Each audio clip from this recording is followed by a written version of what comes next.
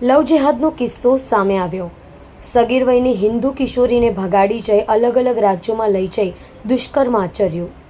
હૈદરાબાદના તેલંગાણા ખાતેથી આરોપીને ઝડપી પડાયો। મૈધરપુરા પોલીસે આરોપીની ધરપકડ કરી। મોહમ્મદ નૂરબાનુ બદરુદ્દીન સૈયદની કરી ધરપકડ। પોસ્કો એક્ટ અંતર્ગત દુષ્કર્મ અને અપહરણ કેસમાં આરોપીની ધરપકડ કરી। કેરલા લવ જેહાદની મોડસ ઓપરેન્ડરી સામે આવી।